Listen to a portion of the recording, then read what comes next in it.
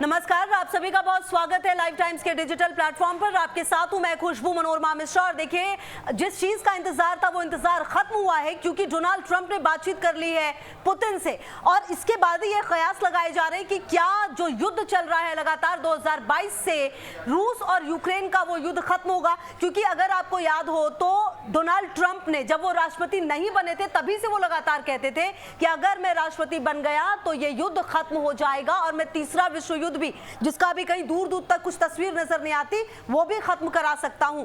तो लेकिन इंतजार लंबा रहा है। लेकिन अब जब पुतिन से बातचीत की है तो करीब 1.5 घंटे की बातचीत हुई है दोनों के बीच। और ऐसे में यह कहा जा रहा है कि आने वाले समय में इन दोनों की मुलाकात भी हो सकती है। अब देखिए, अगर ये मुलाकात होती है तो इसके मायने बहुत अलग है। क्योंकि देखिए, अगर ये मुलाकात होगी तो क्या जो अब तक सबसे ज्यादा मजबूत अगर यूक्रेन को किसी ने इस पूरे युद्ध में बनाया तो वो अमेरिका ने बनाया, नाटो देशों ने बनाया। अगर अब अमेरिका ये कह रहा है कि ये युद्ध खत्म होना चाहिए, तो क्या जो सहयोग लगातार नाटो देशों की तरफ से और अमेरिका की तरफ से, जो सबसे बड़ा मददगार यूक्रेन का रहा है, क्या वो मदद मिलनी अब कम हो जाएगी, खत्म हो जाएगी। और क्या जो ज़ेलेंस्की है वो एक बार फिर से जो पूरी बातें उनके लिए कही जा रही थी वो बात सही साबित हो जाएगी। तो ऐसे में तमाम सवाल है। लेकिन देखिए, कहीं ना कहीं ये बात तो तय आप मानिए कि अमेरिका के राष्ट्रपति जो ट्रंप हैं और पुतिन की मुलाकात अपने आप में ऐतिहासिक होगी। क्योंकि लगातार कयासों के बाजार गर्म थे।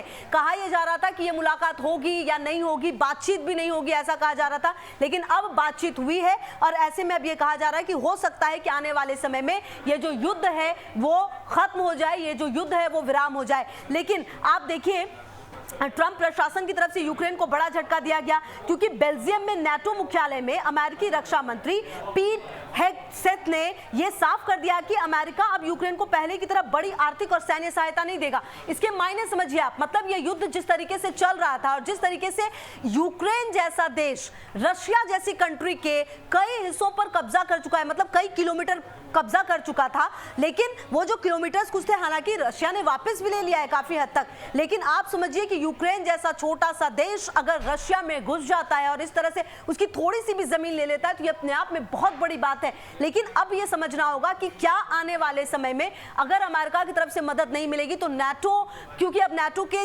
सदस्य देश बनने पर भी जो है विचार किया जाएगा। क्योंकि अब अमेरिका ने भी कह दिया है कि जो ट्रंप है वो इसके साथ नहीं है कि वो नाटो का देश बने। तो कहीं ना कहीं अब इसको लेकर जो तमाम कंफ्यूजन है वो दूर हो रहा है। ट्रंप कहीं ना कहीं अपनी स्थिति अब क्लियर करते जा रहे हैं। इन सब के बीच जो यूक्रेनी राष्ट्रपति ज़ेलेंस्की हैं, उन्होंने कहा, मेरी अमेरिकी राष्ट्रपति डोनाल्ड ट्रंप से बात हुई।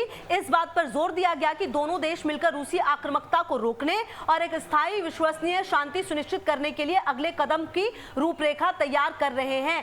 तो अब देखिए, रूस के साथ जो जमीन अदला बदली को भी ज़ेलेंस्की तैयार हो चुके हैं। तो कई ऐसे मुद्दे हैं जहां पर ज़ेलेंस्की को अब झुकना पड़ेगा, ये बात तो तय है। क्योंकि पुतिन जिस तरह से आक्रामक रवैया अपनाए हुए हैं पिछले कुछ समय से, और देखिए रशिया ऐसी कंट्री है जो भी काफी समय तक युद्ध लड़ सकती है। ऑल्दो दिक्कतें उसे भी होंगी, दिक्कतें उसे भी हो रही हैं। क्योंकि देखिए, जान दोनों तरफ से जा रही है। ऐसा नहीं है कि सिर्फ एक तरफ के लोग मर रहे हैं, दोनों तरफ से जाने गई है, दोनों तरफ से लोगों के घर बार सब खत्म हुए हैं। लोगों को आप समझिए, यूक्रेन जैसा कंट्री जो कि कई सारे अनाज जो है वो अकेले उत्पादन करता था, वो अब इस स्थिति में आ गया है कि 70 लाख लोग गरीब हो गए हैं। वहां पर गरीबी की जो जनसंख्या है वो 24% हो गई है। मक्का, जौ और गेहूं का बड़ा निर्यात करने वाला यूक्रेन खाद्य असुरक्षा झेल रहा है। यूक्रेन की 55% जमीन पर खेती होती है। युद्ध से ये खेती प्रभावित हुई है। 60 लाख से ज्यादा लोग देश छोड़ने को मजबूर हुए हैं। बड़ी तादाद में उद्योग धंधे बंद हो गए हैं। तो वहीं कहीं ना कहीं आप देखिए, जो रूस की मुद्रा रूबल की कीमत गिरी है। ऐसा नहीं है कि रूस को दिक्कतें नहीं हुई है,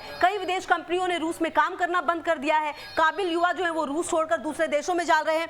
तो अब ऐसे में जब बातचीत हुई है पुतिन के साथ, तो क्या ये युद्ध जो है वो खत्म होगा? क्या जो तमाम बातें ट्रंप की तरफ से कही जाएंगी वो पुतिन मान लेंगे? और सबसे बड़ी बात की जो ज़ेलेंस्की 2022 फरवरी से ये युद्ध लगातार जो है वो चला रहे हैं, लगातार युद्ध में सैनिकों की शहादत हो रही है लेकिन वो चला रहे हैं, क्या वो मानेंगे? तमाम कॉम्प्रोमाइज करने के लिए वो तैयार होंगे? नजर इस पर होगी। और सबसे बड़ी बात की, क्या आने वाले समय में मुलाकात जो है वो हो सकती है ट्रंप की और पुतिन की? तो ये मुलाकात जो अपने आप में काफी खास होगी। बहरहाल नजर होगी, लगातार तमाम अपडेट भी देंगे आपको इस खबर पर भी। बाकी खबरों के लिए आप रहिए हमारे साथ, देखते रहिए लाइव टाइम्स। बहुत शुक्रिया।